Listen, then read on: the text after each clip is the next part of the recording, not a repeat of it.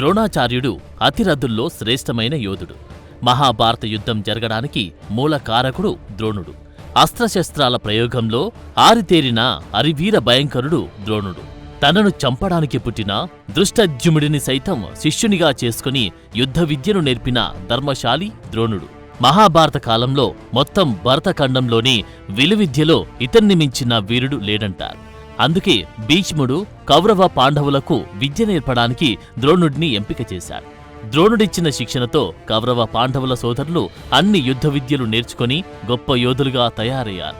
అర్జున్ని ప్రియశిష్యునిగా స్వీకరించి అనేక అస్త్రశస్త్రాల ప్రయోగం నేర్పి అతన్ని సాటిలేని మేటి వీరునిగా మార్చింది ద్రోణుడే. చివరకు మహావీరుడైన కర్ణుడు కూడా మొదట ద్రోణుడి దగ్గరే విద్య నేర్చుకున్నాడు. అయితే గురువుల్లోనే గొప్ప గురువుగా పరిగణించబడ్డ ద్రోణుడి జననం చాలా విచిత్రంగా జరిగింది. అందరి మానవుల్లాగా ఇతను తల్లిదండ్రుల ఇద్దరికి జన్మించలేదు. ఇతని తండ్రి భరద్వాజ మహర్షి తల్లి లేదు. తల్లి లేకుండా ఎలా పుట్టాడంటారా? అక్కడికే వస్తున్నా. ఒకసారి భరద్వాజ మహర్షి నది ఒడ్డున కృతాచి అని అప్సరసను చూశాడు. అందాల రాశి అయిన కృతాచిని చూడగానే అతని శరీరం కామంతో వేడెక్కింది. వెంటనే అతని వీర్యద్రవం ఒక కుండలో పడింది. ఆ తర్వాత అందులో నుండి ఒక శిశువు జన్మించాడు. ఆ కుండ పేరు ద్రోణ. ఆ కుండలో జన్మించినందున అతనికి ద్రోణుడు అని పేరు వచ్చింది.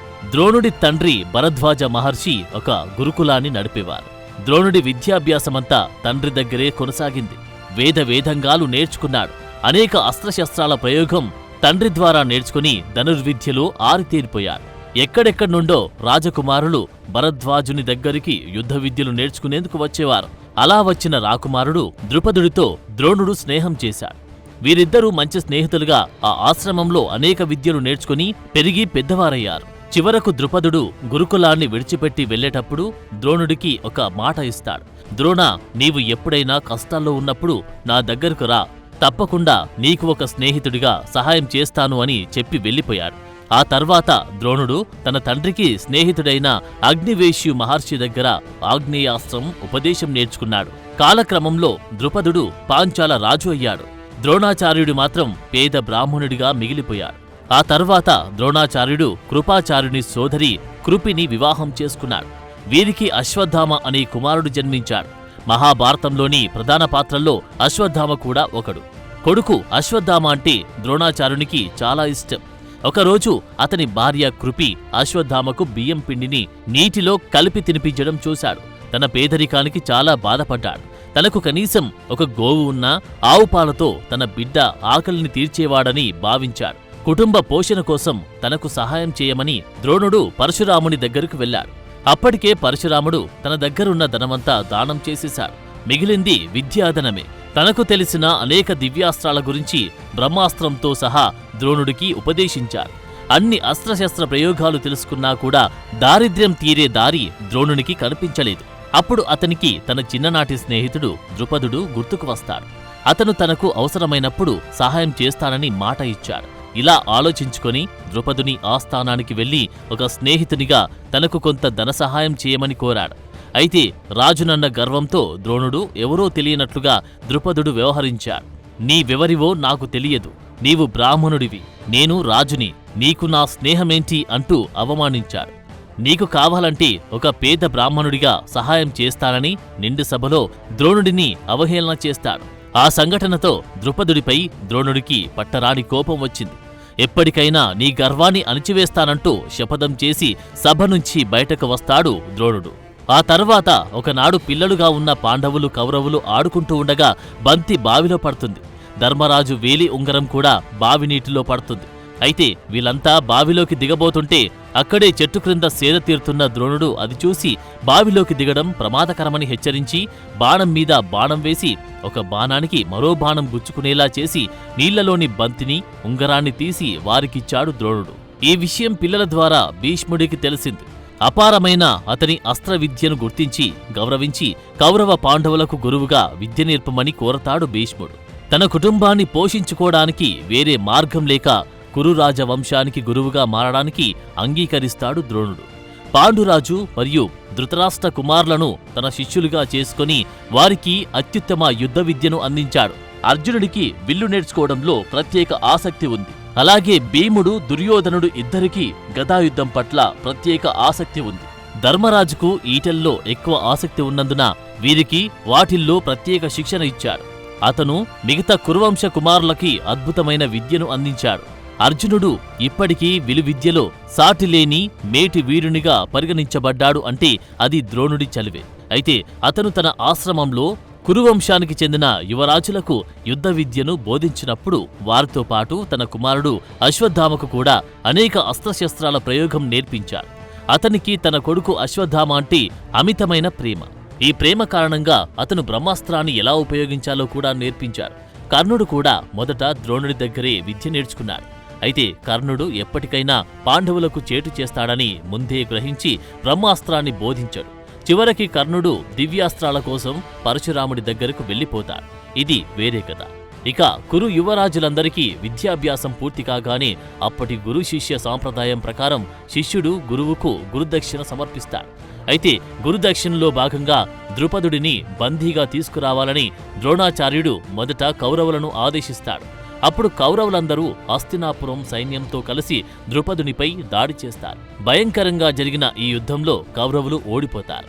అప్పుడు ద్రోణాచార్యుడు పాండవులకు ద్రుపదుడిని బందీగా తీసుకురమ్మని ఆదేశిస్తాడు. వెంటనే పాండవులు హస్తినాపురం సైన్యం సహకారం తీసుకోకుండా యుద్ధానికి వెళ్తారు. అర్జునుడికి ద్రుపదుడికి మధ్య భయంకరంగా యుద్ధం జరుగుతుంది.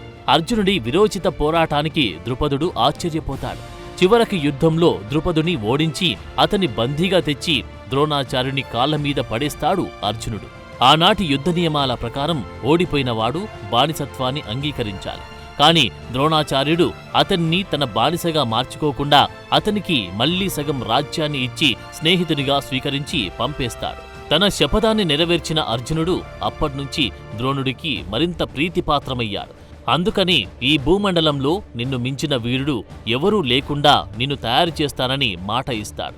ఈ కారణంగానే ఏకలవ్యుడు ద్రోణుడి ప్రతిమతో విద్య నేర్చుకున్నప్పటికీ అర్జునుడిని అతను ఎక్కడ మించిపోతాడోనని గురుదక్షిణగా ఏకలవ్యుని బొటనవేలును కోరి అర్జునుడికి అడ్డు లేకుండా చేశాడు.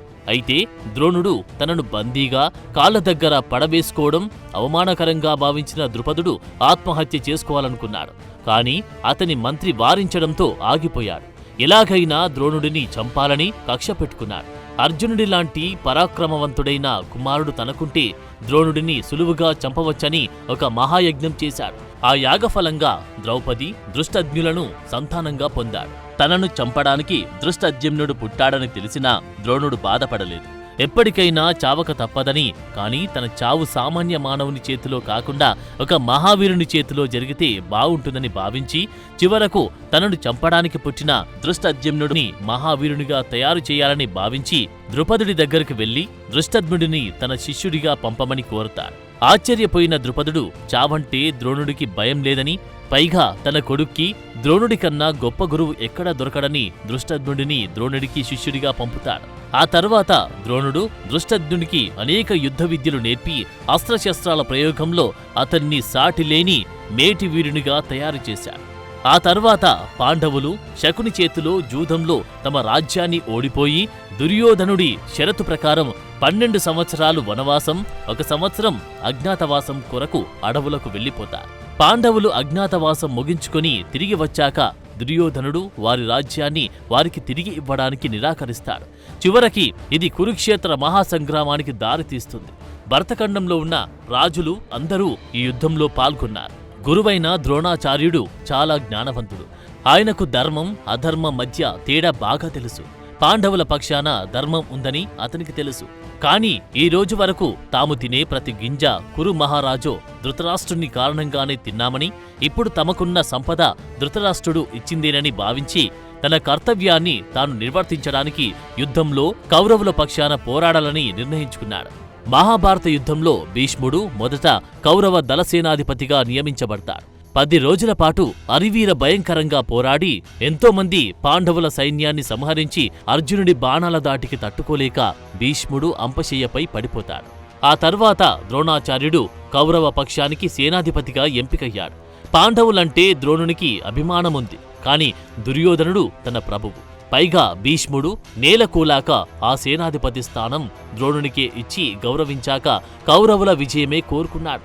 నీకు ఏమి కావాలో కోరుకో అని దుర్యోధనుని అడిగితే ధర్మరాజుని బంధించి ఇవ్వమంటాడు. అయితే 2 రోజులు యుద్ధం జరిగినా ధర్మరాజును బంధించలేకపోయారంటూ దుర్యోధనుడు హేళనగా మాట్లాడుతాడు. సిగ్గుపడిన ద్రోణుడు, ఈరోజు నేను ఒక వ్యూహాన్ని నిర్మిస్తాను, అది దేవతలు కూడా భేదించలేనిది, మహావీరుడైతే తప్ప దాన్ని అర్థం చేసుకోలేడని అంటాడు. అదే పద్మవ్యూహం. అర్జునుడు పద్మవ్యూహాన్ని ఛేదించగలడు కాబట్టి అర్జునుడిని యుద్ధరంగం నుండి వేరొక చోటికి మళ్లించమని దుర్యోధనుని కోరతాడు. 13వ రోజున అర్జునుడు సంసప్తకుల కోసం దక్షిణ దిక్కుగా వెళ్తాడు. ఆ తరువాత కౌరవ సేనలను తామర పువ్వు ఆకారంలో నిల్చోబెట్టాడు ద్రోణుడు. వివిధ దేశాధిపతులు తామర పువ్వుల్లోని రేకుల్లా, వారి కుమారులు పువ్వు మధ్య భాగంలో కేసరిలా నిలబడ్డారు. కర్ణుడు, దుశ్శాసనుడు సేనలతో కలిపి పద్మం లోపలి భాగాన వారి మధ్య దుర్యోధనుడు ససైన్యంగా నిలిచారు. సైంధవుడు, అశ్వత్థామ, కృపాచార్యుడు, శకుని, కృతవర్మ, భూరిశ్రవుడు, శల్యుడు, మిగిలిన కౌరవులంతా ద్రోణుడు కేటాయించిన స్థానాల్లో నిల్చున్నారు. అప్పుడు దిక్కుతోచని పరిస్థితుల్లో ఉన్న ధర్మరాజుకు అభిమన్యుడిని పంపక తప్పలేదు. ఈ పద్మవ్యూహంలో చొరబడడం నీకు, నీ తండ్రి అర్జునుడికి, శ్రీకృష్ణుడు ప్రద్యుమ్నుడికి మాత్రమే తెలుసు. మనల్ని చూసి నీ తండ్రి హేళన చేయకుండా ఆ పద్మవ్యూహాన్ని ఛేదించు అని అభిమన్యుడిని కోరతాడు ధర్మరాజు. అప్పుడు అభిమన్యుడు పద్మవ్యూహంలోకి ప్రవేశించి కౌరవ యోధులందరితో విరోచితంగా పోరాడి చివరకు కౌరవ యోధుల చేతిలో మరణిస్తాడు. ఆ తర్వాత రోజు ద్రోణుడు యుద్ధరంగంలో తన శక్తిని చూపించేసరికి ఎవరూ అతని ముందు నిలవలేకపోయారు. తన స్నేహితుడు, శత్రువు అయిన ద్రుపదుడికి, ద్రోణుడికి మధ్య యుద్ధం భయంకరంగా జరిగింది. ఆ యుద్ధంలో ద్రుపదుడిని చంపేస్తాడు ద్రోణుడు. ఆ తర్వాత విరాటరాజు, ద్రోణుడికి మధ్య యుద్ధం భయంకరంగా జరిగింది. అందులోనూ విరాటరాజుని చంపేస్తాడు ద్రోణుడు. మండే సూర్యుడిలా ఎదురొచ్చిన ప్రతి ఒక్కడిని దారుణంగా చంపేస్తున్నాడు ద్రోణుడు. అతనికి ఎదురు నిలవడం పాండవులకు కష్టమైంది. చివరికి అర్జునుడు సైతం ద్రోణుడిని ఎదిరించలేకపోతాడు. ఎందుకంటే దుర్యోధనుడు ద్రోణుని పాండవ పక్షపాతిగా యుద్ధభూమిలో అవమానించాడు. దాంతో ద్రోణుడు చెలరేగిపోయాడు. శ్రీకృష్ణుడది గమనించాడు. ద్రోణుడిని అడ్డుకోలేకపోతే పాండవ సైన్యం మిగలదని భావించాడు. ఎలాగైనా ఈరోజు ద్రోణుడిని చంపాలని పథకం రచించాడు. అప్పుడు భీముడు అశ్వత్థామ అనే ఏనుగుని చంపి అశ్వత్థామ హత అని గట్టిగా అరిచాడు. ఆ మాట ద్రోణుడు విన్నాడు. తన కొడుకు అశ్వత్థామ చనిపోయాడా? నమ్మలేకపోయాడు. ధర్మరాజుని అడిగాడు. అప్పుడు ధర్మరాజు అశ్వత్థామ హతం అని గట్టిగా అరచి కుంజర అని మెల్లగా ద్రోణుడికి వినబడకుండా అన్నాడు.